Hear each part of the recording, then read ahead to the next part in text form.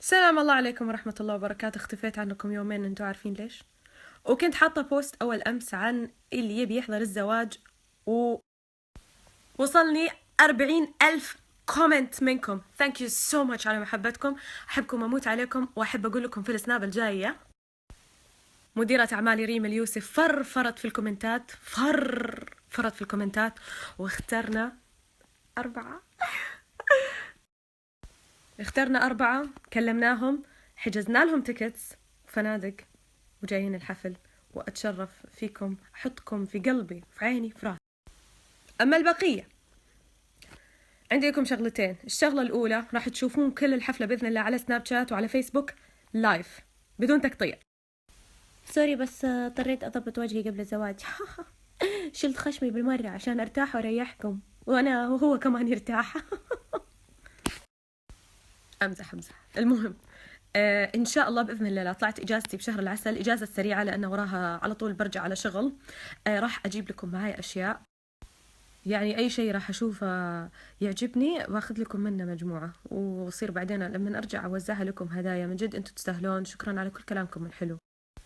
أما إن شاء الله أول ما أرجع من إجازتي أحب أعلن لكم عن 3 شغلات، مو شغلتين، 3 شغلات مرة مهمة حتصير. أوكي، أول شيء هذه يعني سنابة للناس اللي مهتمة مرة في شغلي.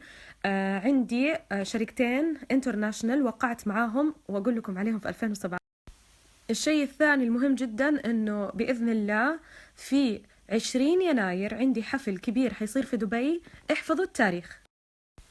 الشيء الثالث بإذن الله بكرة أو بعد بكرة بالكثير سيتم الاتصال بال500 مشتركة اللي في قافلة بلقيس، وراح يكون البازار، وهذول راح نعمل لهم القافلة أو البازار الضخم جدا جدا جدا في مدينة جدة في شهر فبراير. بس من الحين بدينا إحنا، أنتوا عارفين من زمان إحنا، وسواء للمشتركات أو لكل عوائل جدة اللي راح يحضروننا في هذا البازار اللي حأعلن لكم عن مكانه قريبا، والله ما لكم إلا شيء يرفع الراس. وغير أن القافلة هذه مكنت التاجرات المبتدئات من أنهم يدخلوا إلى سوق العمل والبدء بالعمل جديا على أرض الواقع. في مفاجأة ثانية كبيرة جدا راح مرة تنبسطون. لكن الحمد لله زي ما قلت لكم، صحيح أنا مبعوثة المرأة في الأمم المتحدة، لكن أنا مرة مبسوطة أنه البروجكت هذا سيرى النور قريبا بإذن الله. وإن شاء الله أول ما ينتهي من جدة حناخذه على بلد جديدة نعلن عنها، وبعدين بلد أيضا ثالثة نعلن عنها في هذا العام، يعني 3 بازارات. الإخوة اللي يسألون عن ألبومي، لأنه كل يوم أنسأل هذا السؤال، الألبوم بإذن الله في الربع الأول من عام 2017، ترى شغالة عليه لين الموت. يا بنت هرجتك كثيرة، فكينا من وجهك شوية، زواجك باقي عليه 8 أيام، روحي حطي ماسكات وزيوت عشان تصير لك طلة يوم الزواج. رجع. طيب خلاص، يلا رايحة أحط زيوت ودهن كراعيني. أشوفكم إن شاء الله يوم 29 يوم الزواج. باي.